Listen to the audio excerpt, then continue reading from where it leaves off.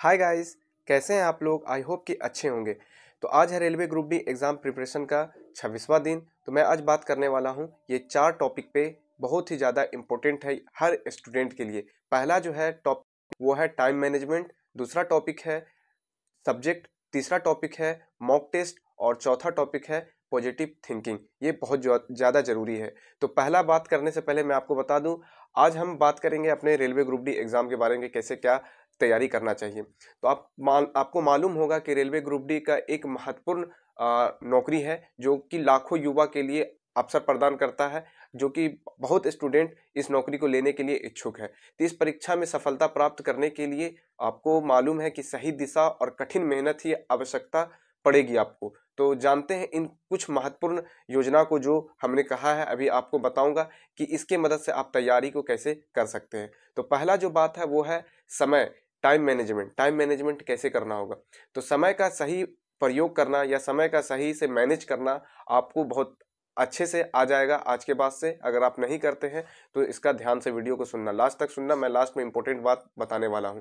तो आपको अपनी पढ़ाई के लिए एक टाइम टेबल बनाना चाहिए। सबसे पहले इंपॉर्टेंट बात यह है कि आपको टाइम टेबल बना लेना है, क्योंकि आप बच्चे तो नहीं हैं जो इस चीज़ पे फॉलो नहीं कर सकते। आप करेंगे दिन में अलग अलग समय में अलग अलग आप सब्जेक्ट को पढ़ सकते हैं। ध्यान में रखते हुए पढ़ाई करें। यह आपकी पढ़ाई को एक व्यवस्थित तरीके से आपके इम्प्रूवमेंट लाएगा और आपके कॉन्फिडेंस लेवल को बढ़ाएगा। सबसे पहली बात आपको टाइम टेबल बनाना है।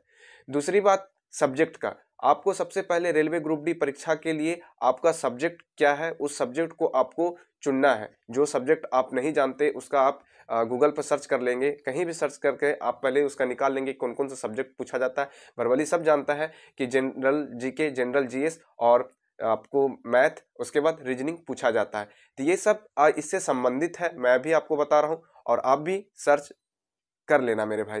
तो सभी विषयों पर ध्यान देते हुए आवश्यकता है, क्योंकि देखिए शुरुआत में उन विषयों पर ध्यान जरूर दें जो आपको समझ में ज़्यादा आता है, क्योंकि इसलिए मैं बता रहा हूँ कि जो चीज़ ज़्यादा समझ में आता है ना उस पर ज़्यादा ध्यान देना चाहिए और फिर धीरे धीरे कठिन विषयों पर फोकस करेगा। हमेशा कठिन विषय पर पहले फोकस करते हैं तो इंसान का क्या तो मोरल डाउन हो जाता है, जिस वजह से पढ़ाई करने का मन नहीं करता। तो ये सब गलती छोटा छोटा ना करें। पहले उस जैसे टाइम एंड वर्क, ये एक ऐसा सब्जेक्ट, ऐसा आपका सब्जेक्ट है, मतलब कि ऐसा चैप्टर है जो कि आप मैथ में कि आसान लगता है हर किसी को, तो उसका क्वेश्चंस आप बना लें।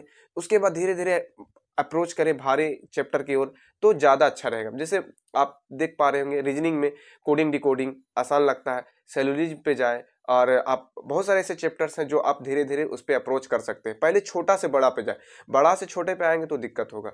तीसरी बात यह है कि मॉक टेस्ट एंड प्रैक्टिस ये जरूरी है। मॉक टेस्ट देना आपकी तैयारी का एक अहम हिस्सा होता है, क्योंकि आप मॉक टेस्ट के बिना कुछ कर ही नहीं सकते। आपको कैसे पता चलेगा कि कितना मेरा आ रहा है नंबर, कितना नंबर है। तो इससे आपको परीक्षा का माहौल समझ में आता है कि आप परीक्षा में बैठने लायक है कि नहीं है, और समय का भी आपका समय आपका बनता है कि कितने समय में आपने कितना क्वेश्चन अटेम्प्ट किया है, कितना नंबर आपको मिल रहा है। तो ये सब बहुत जरूरी है। मॉक टेस्ट देने के बाद सबसे इंपॉर्टेंट काम है कि पूरी तरह से मॉक टेस्ट का एनालिसिस करना कि हमने गलती कहाँ किया है, उसको सुधार करना, उसको 2 बार प्रैक्टिस करना। उसके बाद उस सुधार करके अगली बार जब मॉक टेस्ट हम देंगे तो उस मॉक टेस्ट में हमको गलती नहीं करना है। इस चीज़ का ध्यान रखना। ये तीसरी बात हो गई। चौथी बात ये है कि पॉजिटिव थिंकिंग। देखिए सबसे इंपॉर्टेंट बात होता है कि पॉजिटिव थिंकिंग आपका कैसा है, अपने ऊपर आपका कॉन्फिडेंस लेवल कैसा है, क्योंकि कॉन्फिडेंस लेवल रहने के कारण ही इंसान एग्जाम निकाल लेता है मेरे भाई। इसलिए क्योंकि देखता है कोई पढ़ता कम है मगर एग्जाम हॉल में जाता है तो उसका एग्जाम निकल जाता है, वो सिर्फ अपने कॉन्फिडेंस लेवल के हिसाब से कि उसका एग्जाम कैसे। इसलिए आप अपने आत्मविश्वास को बनाएं और हमेशा सकारात्मक सोचें, हमेशा पॉजिटिव सोचें। सफलता एक दिन जरूर मिलेगी यदि आप लगातार मेहनत करते रहेंगे। तो इस सफर में, और इस सफर का सबसे आपका मजबूत चीज है वो है पेशेंस रखना, क्योंकि अगर आप पेशेंस रखते हैं तो पेशेंस बहुत जरूरी है। पेशेंस के बिना आपका काम नहीं हो सकता रेलवे ग्रुप डी का, क्योंकि लंबा समय इसमें लगेगा। तो इसलिए पेशेंस रह के आप तैयारी करते रहे और आखिरकार रेलवे ग्रुप डी की परीक्षा का एक अवसर मिलेगा हम लोगों को, जो कि हम देंगे उसका और हमें नौकरी हो जाएगा।